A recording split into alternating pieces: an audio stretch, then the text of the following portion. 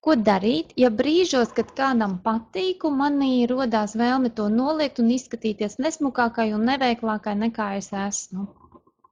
Šitas ir stāsts par ticību savam skaistumam, vai par ticību sev pašai, vai par to, cik cilvēks ir sevi apzinājies vai nav apzinājies. Jo savā būtībā mēs katrs esam brīnums. Es nezinu, vai tu kādreiz esi to vispār tā domājusi. Es patiešām esmu domājusi, kā tas ir iespējams, ka mēs, nezinu, mammas vēderā vai pēc tam augot, izveidojamies tik ļoti, ļoti skaistas, cik sievietes patiešām ir skaistas. Un tas ir kaut kāds Dieva izstrādāts plāns vai Dieva izstrādāta sistēma, kas vienkārši, kuru mēs varam lietot un baudīt to, cik mēs esam unikāls un cik mēs esam skaistas. Un vienīgais, kurš mums jauc prātu, ir pats prāts. Ja? Mēs izgudrojam, kad saskaņā ar kaut kādiem standartiem vai saskaņā ar kaut kādiem tur, nezinu, citu cilvēku mērauklām mēs neesam tik skaisti.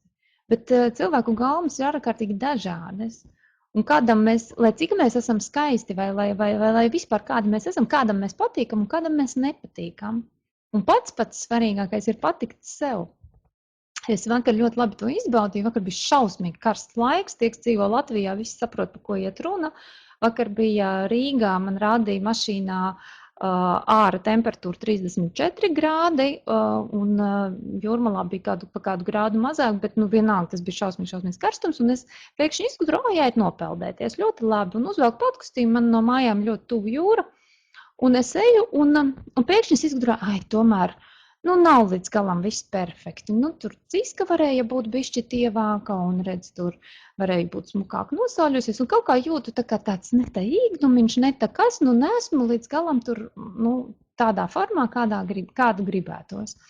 Un tajā mirklī es atceros tās mūsu sarunas, un par to, ka īstenībā viss ir no sevis atkarīgs. Un es kaut kā tikus līdz pusmežiņam, ka es iedomājos, bet ka es taču varu iztēloties, ka es esmu ļoti, ļoti skaista.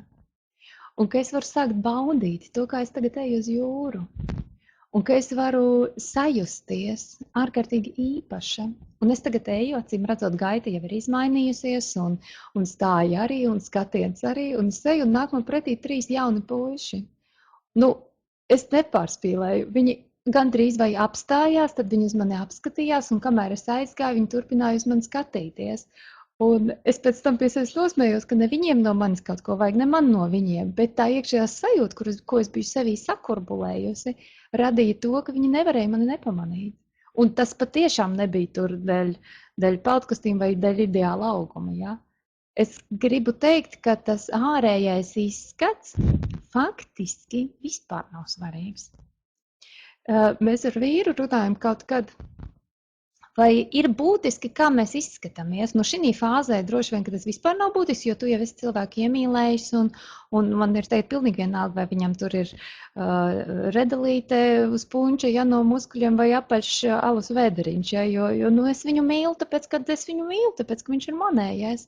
Un galu galā savādāk, ja es viņu nemīlētu, tad es nezinu, kā mēs varētu piedzīvot kopā ar laiku vecumdienas vai izmaiņas ķermeņos, ja? Tā kā šī mirklī varētu teikt, ka nav svarīgi tas ārējais izskats, bet mēs spriežamies, kā mēs būtu viens otru atpazinuši un satikuši, ja mēs viens otram nepatiktu.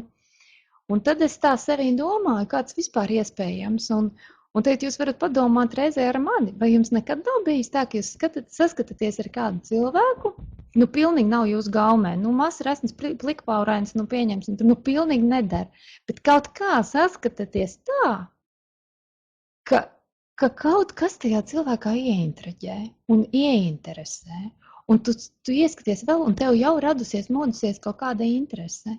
Un faktiski tieši šitik mazam tam impulsam jābūt, lai ar to cilvēku uzsāktu kaut ko tālāk, un varbūt, lai rastos jūtas, un ja viņš ir īstais, tas mazais rasnais plikpaurainais, ja viņš ir īstais, tad ar to jau ir pieticis, un tu jau vari sākt veidot attiecības un varbūt uz mūža absolūtā laimē un mīlestībā. Un ja tu tagad saproti, kā tas notiek tev pret šo svešo cilvēku, Tad tu saproti arī otrādi, ka no tā tava izskata arī nav tik būtiski, kāda tu pati izskaties, cik tev ir perfekts vai neperfekts tas augums. Ja? Kad, ja tev ir tāda dzirkstelīte, ja tu jūti, ka tu ar to otru cilvēku sajūti kaut kādu vibrāciju, kaut kādu dvēseles tuvību vai ķermenisku pievilkšanos vai kaut ko, tad faktiski ir pilnīgi vienalga, kā tu izskaties, ja tu sāc to baudīt. Tiklīdz mēs sākam patikt sev, un tiklīdz mēs sākam baudīt to, kā mēs jūtamies, mēs patiksim citiem cilvēkiem. Es ļoti bieži esmu skatījusies uz sievietēm, tādām ļoti apaļīgām sievietēm, tādām, kas manā skatījumā ir ārkārtīgi tālu no ideālām formām, bet kuras tajā savā lielajā ķermenī jūtās ļoti labi. Un es uz šīm sievietēm esmu skatījusies ar milzīgu baudu un patiku, un man viņas ir ļoti, ļoti patikušas, un es pilnīgi redzu, kā vīriešiem viņas patīk, ja, jo vīrietim vispār ir pilnīgi cits skatījums uz sievietēm. Tā kā īstenībā tie ir mūsu izgudroti standarti, kaut kādas izgudrotas iepriekšējas pieredzes, kas mūs bloķē. Un pirmais, kas ir jāizdara, ir jāvairo ticība savam šim unikālajam skaistumam, un tiklīdz tu sāc iemīlēt šo savu skaistumu, tā tu sāc izstarot apmierinājumu, mīļumu un harmoniju un laimes vibrāciju, un šitā vibrācija ir tā, kas burtiski tā kā izstarojas vai mirdz un piesaista pilnīgi visus cilvēkus, protams, vīrieši pats par sevi. Tā kā pirmais ir sākt mirdzēt, ir jāvēro sievietes pašapziņa. Šajā gadījumā ir vienkārši jāpievērš vairāk uzmanības, ir vairāk, tam savam izskatam, vairāk jāpucējās un vairāk jāvelta sev laiku un vairāk jāpievērš uzmanību savam ķermenim un apzināti sevi jāiemīl un jāmīļo un jāiepazīst un jāgrozās spoguļu priekšā un jāvairo sievišķība īstenībā visās tās izpausmēs. Jāapzinās, kad īstenībā tātad šitas būs vai ir dzīves uzdevums, un ja to nepildīs, tad viņš nāks dažādos diskomforta veidos, un viņš tik un tā liks ar laiku šo lietu sakārtot. Ja, tātad, ja sievišķības mācīšanās ir viens no taviem uzdevumiem, tad pa visurieni, pa katru dzīves jomu šīs zīmes tiks dotas. Vai tas būs, kāds vīrietis, kas pievērš uzmanību, vai atkal katra tāda situācija, kurā sajutīsies nērti, ka tev pievērš citu uzmanību, vai atkal, ka nepievērš uzmanību. Tā ir tikai viena konkrēta zīme, ka jāmācās sievišķība. Ne jau tie cilvēki tev tās situācijas rada tāpēc, ka viņi gribētu tev tur kaut kādu nepatīkamu situāciju radīt. Nē, tev ir speciāli dzīve un debesis sarūpējušas šo mācību un šo situāciju, lai tu sāktu mācīties, lai tu sāktu augt, lai tu sāktu iet cauri diskomforta zonai un radīt to par komfortu. Un jo biežāk uz tevi skatīsies, jo vairāk tu pie tā pieradīsi, jo labāk tu ar laiku jutīsies.